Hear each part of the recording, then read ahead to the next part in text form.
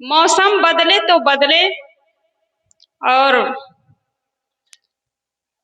मौसम के साथ साथ अपने जीवन को बदलना है।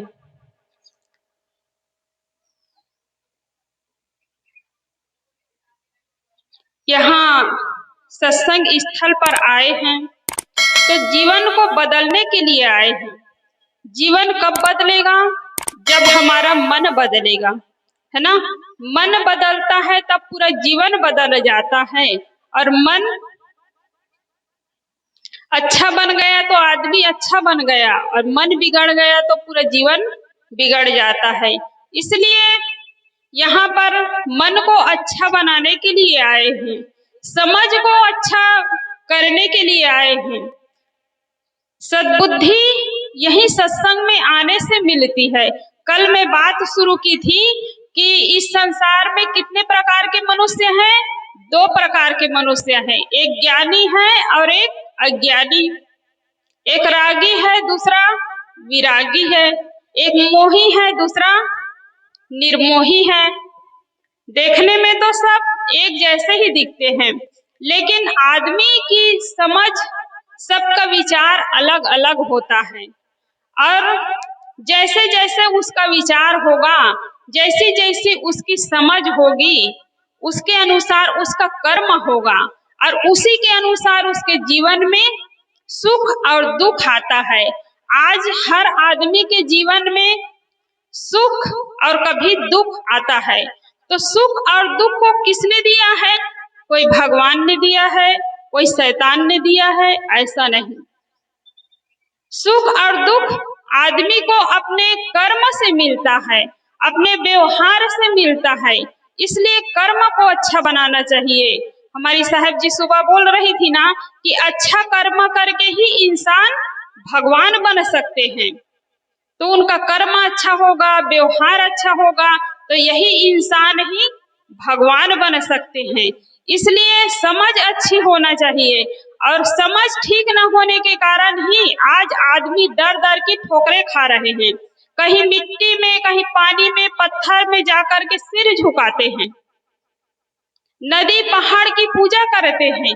आज हम देखते हैं कि छोटा बच्चा है, 3 साल का छोटा बच्चा होगा, वो उसको पूछा जाए कि मिट्टी के गाय बना दिया जाए, है ना, मिट्टी के गाय बना करके उसके सामने हरी हरी घास रख दिया जाए, तो घास को क्या वो खाएगी? गैया खाएगी? नहीं खा सकती है। मिट्टी के गाय क्या दूध दे सकती है? नहीं दे सकती। वो छोटा बच्चा है, वो जवाब दे देगा कि मिट्टी के गाय कभी दूध नहीं दे सकती है, घास नहीं खा सकती है। लेकिन उसी बच्चे से पूछा जाए कि मिट्टी के भगवान बना दिया जाए, तो बोलेगी दूध पिएगा वो भगवान, तो बच्चा चुप हो जाएगा। आशीर्वाद देंगे भगवान, तो बच्चा चुप हो जाएगा, क्योंकि भगवान के नाम पर सब चुप हो जाते हैं। भले इंसान उस भगवान को बनाए हैं, उसमें कलर चढ़ाए हैं, और भगवान को बेच करके धंधा करते हैं लोग, बेच बेच करके परिवार पालते हैं, परिवार चला रहे हैं। लेकिन हम क्या करते हैं? उसकी पूजा करते हैं ला करके, और घर में जो सदस्य है उसकी पूजा नहीं, उसकी सेवा नहीं, उसकी बंदगी नहीं। तो सत्संग में आने से इसका ज्ञान होता है, समझ अच्छी होती है, सद्बुद्धि मिलती है कि अपने जीवन में क्या करना चाहिए। आज हम देखते हैं कि लोग बाहरी चीजों में अपने मन को भटका रहे हैं और दुख पा रहे हैं। धन है, संपत्ति है, पुत्र है, परिवार है, व्यवहार में तो सबको अपना मानना पड़ता है, लेकिन परमार्थ में कोई किसी का नहीं होता है। परमार्थ में कोई किसी का नहीं होता है, और अपना माने बिना व्यवहार चलेगा भी नहीं। आप घर में रहे, चाहे हम आश्रम में रहे, आश्रम में रहेंगे तब भी अपना मानना पड़ेगा। आप घर में हैं तो घर को अपना मानना पड़ेगा, है ना। व्यवहार में सबको अपना मानना पड़ता है। पिता है, पुत्र है, पत्नी है, मित्र है, बहू है, बेटे हैं, अपना मानना पड़ेगा। लेकिन सब हम अपने अपने कर्तव्य का पालन करें, लेकिन कर्तव्य का पालन कम करते हैं, मोह कर लेते हैं, और मोह करते हैं तभी उसको दुख होता है। तो आदमी जितना चाहना रखते हैं उतना उसको दुख होता है। तो सदगुरु कबीर साहब कहते हैं ना, एक कला ना जानने के कारण ही आदमी आज दुखी है। खाने के लिए किसी के पास सामान ना हो, पहनने के लिए कपड़ा ना हो, रहने के लिए छाया ना हो, तो आदमी दुखी हो तो समझ में आएगा इनके पास कुछ नहीं है। लेकिन जिस व्यक्ति के पास सब चीज हो, चार चार मंजिल का मकान हो, गाड़ी हो, बंगला हो, ऐसो आराम से जिंदगी जी रहे हो, फिर भी वह दुखी जीवन जीता है, टेंशन में जीवन जीता है। एक बार क्या हुआ, हम लोग लखनऊ गए थे, तो एक माता जी थी, बूढ़ी नहीं थी, जवान थी, और गहना जेवर से खूब लदा हुआ उनका शरीर, लेकिन आ करके हम लोगों के पास रो रही थी कि क्या करे साहब जी, हमारे यहाँ तो चार चार मंजिल का मकान है, गाड़ी है, बंगला है, लेकिन हम दुखी जीवन जी रहे हैं। आप लोगों की जिंदगी कितना अच्छा है, आप लोग बढ़िया स्वतंत्र जिंदगी जी रहे हैं। इस प्रकार आ करके रो रही थी। तो कोई आदमी धन से सुखी नहीं होगा, परिवार से ही सुखी नहीं होगा, क्योंकि आदमी की समझ अगर अच्छी है तो वह सुखी हो सकते हैं। इसलिए दुखों से यदि पार जाना है तो हमें चाहनाओं का त्याग करना पड़ेगा। एक दूसरे से आशा लगाए बैठे हैं कि कोई हमारे बात माने, कोई हमारी सेवा करे, हम जैसा कहे वैसा कहे। पिता सोचते हैं कि पुत्र को जैसा कहूँ वैसा पुत्र करे, पत्नी को जैसा कहूँ वैसे पत्नी करे। हर परिवार के लिए एक मुखिया है, मुखिया सोचता है तो मुखिया के हिसाब से भी वह परिवार चल नहीं सकता है, क्योंकि सबका मन अलग अलग होता है, अलग अलग सोचता है, और बाहरी जो समाज है, जो गांव है, देश है, उसका प्रभाव पड़ता है। तो आदमी अपने ढंग से सब जीना चाहते हैं, और हम चाहना रखते हैं कि हमारे अनुसार चले, तो ये कभी हो नहीं सकता है। तो इसलिए चाहनाओं का त्याग करना पड़ेगा, अपने कर्तव्य का पालन करें, जितना बन सके उसको अच्छा संस्कार दीजिए, सही रास्ता पर लाइए, और ना माने तो क्या कर सकते हैं आप, उसके लिए रोएंगे, सिर पटकेंगे, कुछ होने वाला नहीं है। इसलिए कभी चाहना नहीं रखना चाहिए। तो चाहना ही आदमी को दुख देता है, चाहना रख रख के, उम्मीद रख रख के ही आदमी दुखी होता है। आज कोई दुख किसी को देता नहीं है, आदमी दुख को सब पाल करके रखते हैं। हमारे गुरुदेव जी की एक पुस्तक है, दुखी रहना मजबूरी नहीं, पुस्तक के नाम है दुखी रहना मजबूरी नहीं। कोई मजबूरी है दुखी होना? मजबूरी नहीं है। आदमी वही सब चाहना रख रख के दुखी होता है। तो दुख से पार जाना है तो चाहनाओं का त्याग करना पड़ेगा। एक भजन में कहा है, यदि जाना है दुखे से पार, सुख की चाहत जो, यदि जाना है दुखे से पार, सुख की चाहत जो, ज्ञानियों का यही है विचार, सुख की चाहत जो, देख लो चाहने किसको नहीं नचाया है, देख लो चाहने किसको नहीं नचाया है, चाह की पूर्ति में कुछ हाथ नहीं आया है, चाह की पूर्ति में कुछ हाथ नहीं आया है, जिसे सुख मानते हो वह तो दुख की छाया है, जिसे सुख मानते हो वह तो दुख की छाया है, प्रतीत होती है मिलती नहीं ये माया है, प्रतीत होती है मिलती नहीं ये माया है, ज्ञानियों का यही है विचार, सुख की चाहत जो, जिसे जाना है दुख से पार, सुख की चाहत जो। तो दुखों से तो सब लोग पार जाना चाहते हैं। यहाँ पर जितने लोग बैठे हैं, कोई दुखी होना चाहते हैं? कोई नहीं चाहते हैं। सब लोग चाहते हैं कि दुखों से मुक्त हो जाए, दुखों से हमें छुट्टी मिल जाए। लेकिन हम काम ऐसे नहीं करते हैं कि दुखों से हमें छुट्टी मिल जाए। तो जितनी आशा हम लगाए बैठे रहेंगे, चाहना रखेंगे, तब तक हम दुखी बने रहेंगे। चाहना त्याग दिए, सुखी हो गए। जैसे बड़े बड़े महापुरुष, ज्ञानी की समझ अलग है और अज्ञानी की समझ अलग है। ज्ञानी जन बाहर सुख नहीं खोजते हैं, ज्ञानी भीतर में सुख खोजते हैं। बाहर से अपने मन को भीतर की ओर मोड़ते हैं, अपने आप में मोड़ लाते हैं। और अज्ञानी जो है, जो दिख रहा है संसार, ऐशो आराम, परिवार, धन संपत्ति, गाड़ी बंगला, इसी में सुख खोजते हैं और सुख मान मान करके वह दुखी होता है। क्योंकि ये सब छूटने वाली चीज है, और छूटने वाली चीज जो स्थायी नहीं है, एक जगह रहने वाला नहीं है, उसमें आदमी को कहाँ से सुख मिलेगा? नहीं मिल सकता है। सदगुरु कबीर साहब ने कहा है, जो तू चाहे मुझको छाड़ सकल की आस। क्या कहा है?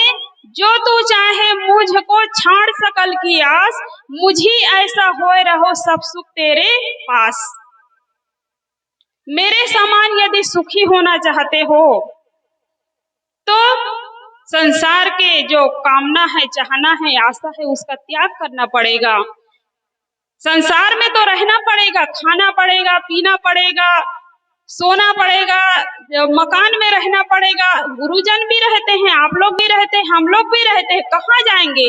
है ना, शरीर मिला है, शरीर के लिए तो जरूरी है ना। लेकिन इच्छा नहीं रखते हैं कि इसके बिना मेरा काम नहीं चलने वाला है, इस प्रकार कभी इच्छा नहीं रखते हैं। तो ये धन है, संपत्ति है, पुत्र परिवार, सब छूटने वाला है।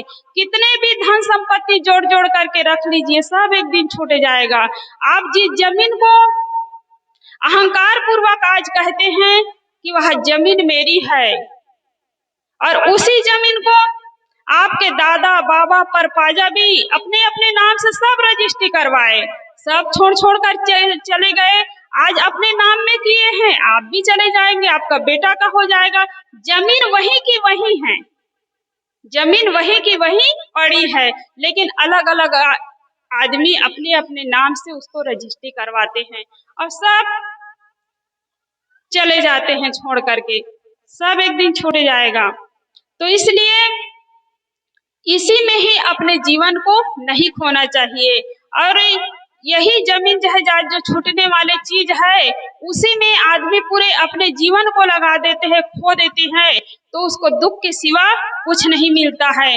जो भी संसार में के चीजों में पड़ेगा कि इससे मुझे सुख मिलेगा, तो क्या होगा? उसको दुख का थपेड़ा खूब मिलने वाला है। एक बार क्या हुआ कि एक व्यक्ति था, वो गणेश भगवान की पूजा करता था।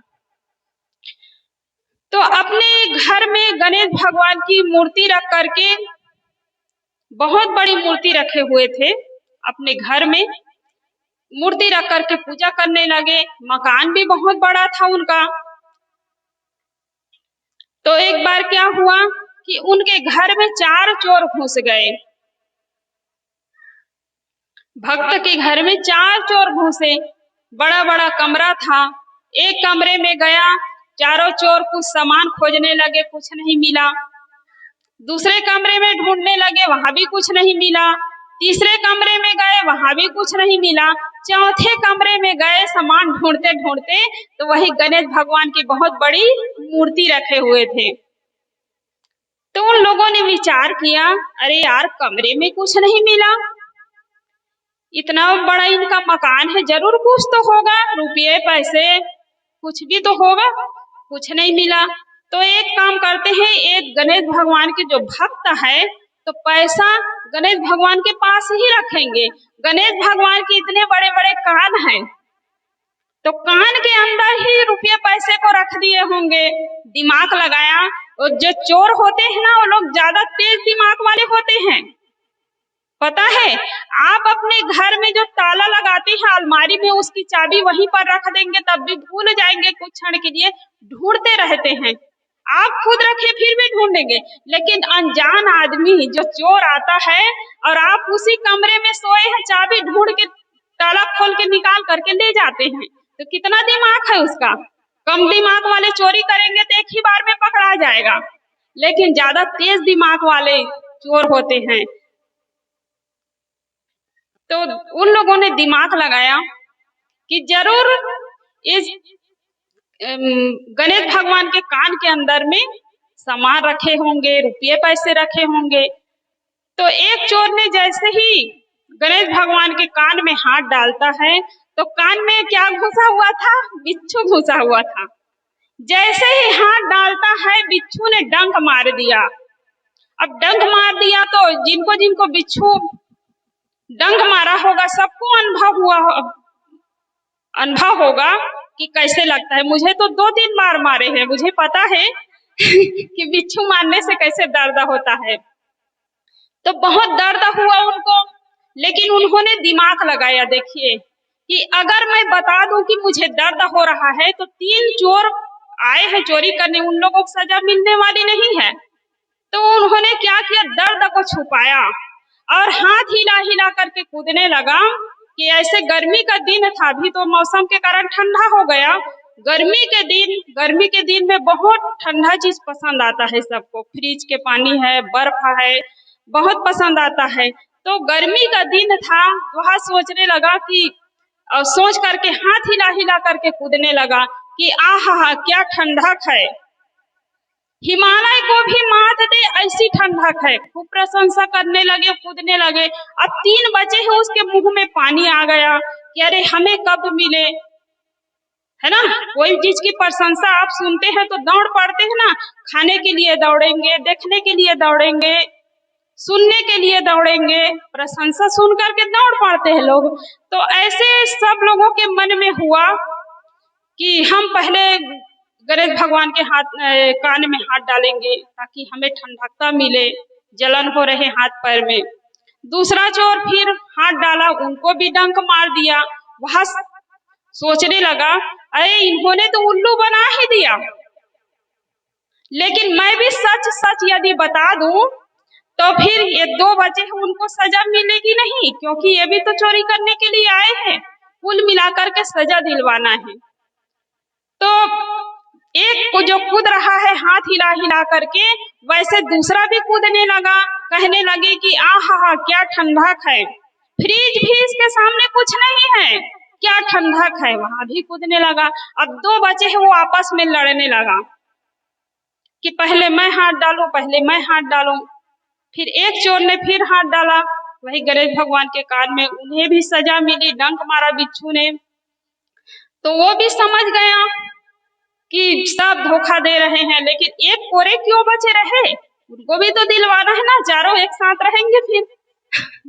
तो फिर वो भी हाथ हिला हिला करके कूदने लगा, पर 2 कूद रहे वैसे कि आहा क्या ठंडक है, मैं तो इस ठंडक का वर्णन भी नहीं कर सकता, ऐसी ठंडक है। अब उनको कुछ मिला ही नहीं तो क्या किए, वर्णन भी नहीं कर सकता ऐसी ठंडक। वहां भी कूदने लगा। एक जो आखिरी में बचा था, उन्होंने हाथ डाला, बेचारा रोया, चिल्लाया और कहने लगा कि आप लोग धोखादार हो, धोखा दे रहे हो सबको। तो ये तो एक दृष्टांत हुआ। इसी प्रकार ये संसार है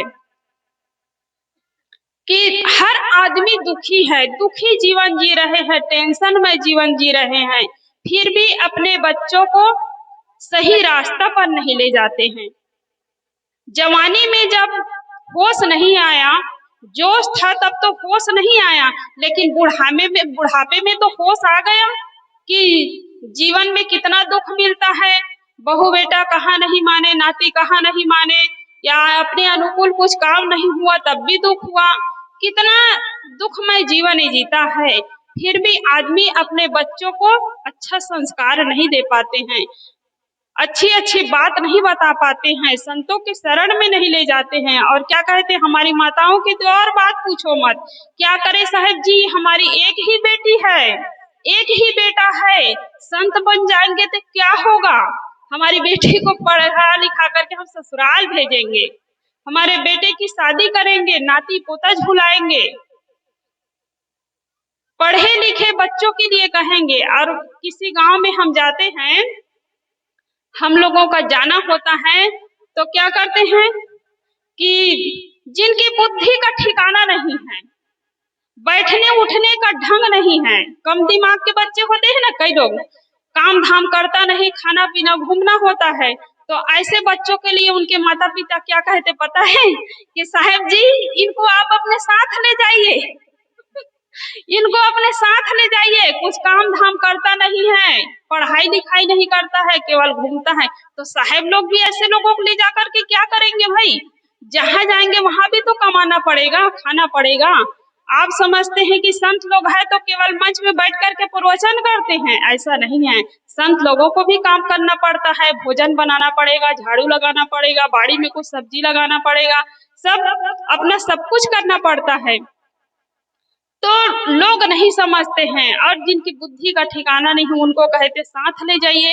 और जो पढ़े लिखे बच्चे हैं उनके लिए सोचते हैं कि हमारा बच्चा खूब पैसा कमाएगा, डॉक्टर बनेगा, मास्टर बनेगा, इंजीनियर बनेगा, खूब पैसा कमाएगा। और पैसा कमाते कमाते क्या होता है, आज जितने लोग पैसा कमा रहे हैं उन्हीं के माँ बाप आज देखते हैं तो वृद्धा आश्रम में देखे होंगे आप। जिनके पास पैसे नहीं है, जो गरीब के माता पिता है, उनके माता पिता तो घर में हैं, लेकिन जो बड़े बड़े पढ़े लिखे हैं उन्हीं के माता पिता है जो आज हम देखते हैं तो वृद्धा आश्रम में देख रहे हैं। तो इसलिए आप अपने बच्चों को मोटर कार गाड़ी बंगला भले मत दीजिए, लेकिन अपने बच्चों को अच्छा संस्कार दीजिए। संस्कार देंगे तो आपका बच्चा अच्छा बनेगा, अच्छा इंसान बनेगा, आपकी भी अच्छी सेवा होगी। बच्चे का भविष्य अच्छा होगा तो साथ साथ आपका भी भविष्य अच्छा होने वाला है, इसलिए संस्कार देना चाहिए। लेकिन आज हम देखते हैं कि बच्चे हैं टीवी में देख देख करके कैसे कपड़ा पहनना चाहिए, कैसे जूता पहनना चाहिए, कैसे बाल कटिंग करवाना चाहिए, ये सब टीवी में देख देख करके बच्चा सीखता है, और माता पिता भी उसी के अनुकूल कपड़े खरीदते हैं। तन ढकने के लिए कपड़ा है, लेकिन आज हम देखते हैं तो बच्चे लोग छोटे छोटे कपड़े पहनते हैं, तन को दिखा रहे हैं, और इसी में आज देखते हैं कि हर जगह पतन। तो व्यवस्थित रूप से कपड़ा पहनना चाहिए, ये तन ढकने के लिए है कपड़ा। लेकिन आज हम देखते हैं कई जगह, उस दिन में वहां आ रही थी बस में छत्तीसगढ़ से ट्रेन बैठने के लिए, तो एक इंच जगह भी खाली नहीं कि वो फटा फटा वाली आजकल डिजाइन आता है ना, हमारे भाई लोग पहनते हैं, पूरा नीचे से लेकर के ऊपर तक। तो मैं पूछने वाली थी, पूछी नहीं, भीड़ बहुत थी, बस में भीड़। तो ऐसे ऐसे कपड़े, पहले क्या होता था, छोटा सा कपड़ा फट जाता था तो बच्चे लोग पहन करके स्कूल नहीं जाते थे, वो उसको सिलवाने के लिए दर्जी के पास ले जाया करते थे पैसा दे करके। लेकिन आज वही फटे कपड़े को कितने हजारों रुपये में खरीदते हैं, जिसको देखने का भी मन नहीं होता है। ऐसे ऐसे कपड़े, तो नए नए डिजाइन के कपड़े आ रहे हैं जो तन ढकने के लिए है, लेकिन देखो तो देखने का भी मन नहीं करेगा। तो बच्चे लोग टीवी में देख देख करके सीखते हैं, और माता पिता भी उसी के अनुकूल काम करते हैं, तो बच्चा बिगड़ेगा नहीं तो क्या होगा। तो इसलिए आप अपने बच्चों को अच्छा संस्कार दीजिए, व्यवस्थित कपड़ा पहनाइए, हर काम आप अपने हिसाब से करवाइए, तो बच्चा भी वहाँ सीखेगा। लेकिन ध्यान नहीं देते हैं, केवल पैसे पैसे के लिए आदमी सोचते हैं, बच्चे के भविष्य के लिए नहीं सोचते हैं। तो संसार में कि हम सोचते हैं कि संसार में बड़ी मजा है, मजा नहीं है, ये सजा है। तो आदमी दुखी जीवन जी रहा है, फिर भी अपने बच्चों को सही रास्ता पर नहीं लाता है, सही बात नहीं बता पाते हैं। तो संसार में सुख मिलने वाला नहीं है, शांति मिलने वाली नहीं है। सदगुरु कबीर साहब ने कहा है, सेमल सूना सेया दुई ढेढ़ी की आस, ढेढ़ी फूटी चनाक दे सूना चले निराश। सेमल के फूल देखने में बहुत अच्छा दिखता है, बहुत आकर्षित, उसमें बड़े बड़े फल लगते हैं और सुग्गा क्या करता है, देख करके लुभा जाता है। इतने बड़े बड़े फल लगे हैं, देखते हैं और आसपास घूमता है सुग्गा। बसंत ऋतु आते ही वहां जैसे ही चोंच मारता है तो सूखी रुई निकलती है, रस नाम की कोई चीज नहीं निकलती है। सुग्गा निराश होकर के उड़ जाता है। फिर बसंत ऋतु आए, फिर सुग्गा चोंच मारता है, फिर निराश होकर के उड़ जाता है। तो सुग्गा तो केवल बसंत ऋतु में ही ठगाता है, लेकिन मनुष्य तो जीवन भर ठगा रहा है, फिर भी आंखें नहीं खुलती है। गोस्वामी जी ने कहा है, सोई सेमल सोई सुआ सेवा सदा वसंत, तुलसी महिमा मोह की सुना सराहत संत। मनुष्य जीवन भर ठगा रहे हैं, मोह में पड़े हैं। जिनकी शादी नहीं हुई है वो सोचते हैं कि हमारी शादी होगी तो हमें सुख मिलेगा। आदमी संसार को देख करके ललचा जाता है कि सुख मिलेगा, शांति मिलेगी। शादी होती है, 2 साल भी बीत नहीं पाता है, एक बच्चा नहीं आया घर में तो दुखी जीवन जीता है। बच्चे के लिए दर दर की ठोकरें खाता है, कहीं नदी में, पहाड़ में, कहीं भगवान के पास जाकर के सिर झुकाता है, आरती वंदना करता है, भीख मांगता है कि भगवान मुझे एक बच्चा दे दीजिए। बच्चे के बिना गाड़ी बंगला घर आंगन सब सूना है, सब बेकार है, एक भी बच्चा नहीं है। और बच्चा आ गया तब कहीं नालायक निकल गया, कहीं शराब पीने वाला, जुआ खेलने वाला, चोरी करने वाला निकल गया, तब भी दुख। तो बच्चे में भी सुख नहीं, अच्छा निकल गया, बुरा निकल गया, तब भी सुख नहीं। तो आदमी सोचते हैं कि बच्चा में सुख मिलेगा, नाती पोता में सुख मिलेगा, धन में सुख मिलेगा, परिवार में सुख मिलेगा, लेकिन कभी सुख नहीं मिल सकता है। तो ज्ञानी की समझ अलग है और अज्ञानी की समझ अलग है। सब छूटने वाला है, परिवार धन संपत्ति सब छूटने वाला है। कितने भी आप जोड़ जोड़ के रखे रहेंगे फिर भी काम आने वाला नहीं है। अभी 3-4 साल पहले क्या हुआ, कोई नहीं सोचे थे कि 2000 का नोट, उस समय 2000 का नोट निकला ना, तो नोट बदला जब, तो लोग एक एक बोरा पैसा नदी में कोई बहा दिए, कोई जला दिए और जोड़ जोड़ के रखे थे कि हमारे बेटे के लिए, नाती के लिए, पोते के लिए किसी को कमाना ना पड़े। कितना आदमी सोचे थे, कभी नहीं सोचे थे कि मरने के बाद कुछ काम नहीं आता है, लेकिन क्या हुआ कि जीते जी कुछ काम नहीं आया। तो इसलिए जब तक अपने पास है तो दान करिए, धर्म में लगाइए, अच्छे काम में लगाइए। जोड़ जोड़ के रखे रहेंगे तो उसका विनाश ही होगा। तो बाहर प्राणी पदार्थों में सुख नहीं है, सब छूट जाएगा। तो अज्ञानी आदमी इसी में सुख खोजता है कि यहाँ सुख मिलेगा, वहाँ सुख मिलेगा, लेकिन सुख कहीं नहीं मिलता है। और ज्ञानी है वो बाहर सुख नहीं खोजता है, बाहर कभी चाहनाएं नहीं रखते हैं, भीतर में सुख खोजते हैं। तो अभी जैसे संत लोग बताते हैं कि भीतर में सुख है, भीतर में शांति है, आप सुन रहे हैं भीतर में सुख है, भीतर में शांति है। तो सुनने मात्र से आपको एहसास कैसे होगा, अनुभव कैसे होगा? उसके लिए साधना करनी पड़ेगी। जैसे कहा जाए कि दूध में घी है तो घी तो दिखाई देने वाला नहीं है ना, घी निकालने के लिए मेहनत करने की आवश्यकता है। दूध को पकाना पड़ेगा, ठंडा करके जमाना पड़ेगा, दही बनाना पड़ेगा, फिर दही मथने से वो जा करके घी निकलती है। तो ऐसे भीतर में सुख है तो केवल कहने मात्र से, सुनने मात्र से सुख का एहसास नहीं होगा, अनुभव नहीं होगा। उसके लिए साधना करनी पड़ेगी, अपने मन इंद्रियों को अपने वश में करना पड़ेगा। परम पूज्य गुरुदेव श्री अभिलाष साहब जी ने कहा है, जब मन विषयों से मोड़ कर अपने में आ जाएगा, सब चंचलता को तज कर स्थिरता को पाएगा। तो जब मन विषयों से मुड़कर बाहर सांसारिकता से मन को मोड़ करके अपने में लाए, अपने भीतर में आ जाएगा, अपने आप में आ जाएगा, तब क्या होगा? तब सुख का स्रोत खुलेगा जो है अनंत अपने में। इसको पाकर फिर मन को नहीं होगा दुख सपने में। तो भीतर में सुख है, अपने आप में सुख है, और जब मन को बाहर से मोड़ करके अपने में लाएंगे तब सुख का एहसास होगा, सुख का अनुभव होगा। अभी जो सत्संग हो रहा है यहाँ पर, तो गुरुजन इसी सुख को, शांति को, इसी धन को बताते हैं जो कभी हमसे अलग नहीं हो सकता है।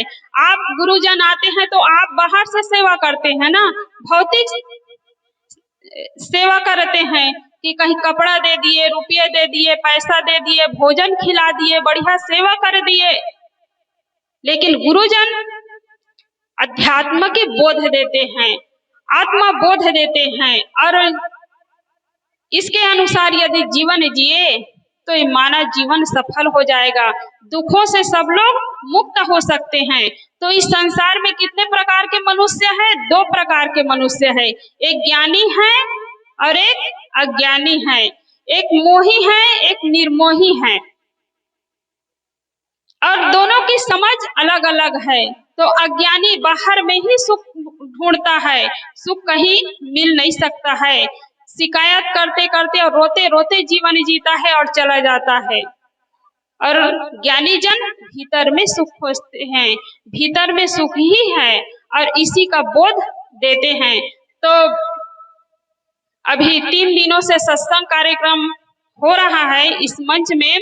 3 दिनों में आपको जो भी लाभ हुआ वो उसको आप अपने जीवन में उतारे, चिंतन करें, मनन करें और दूसरों को भी बताएं, दूसरों को भी सही रास्ते पर लाए, तभी यह सत्संग सुनना सार्थक हो सकता है। इन्हीं शब्दों के साथ मैं अपनी वाणी को विराम देती हूँ। बोलिए सद्गुरु देव की जय।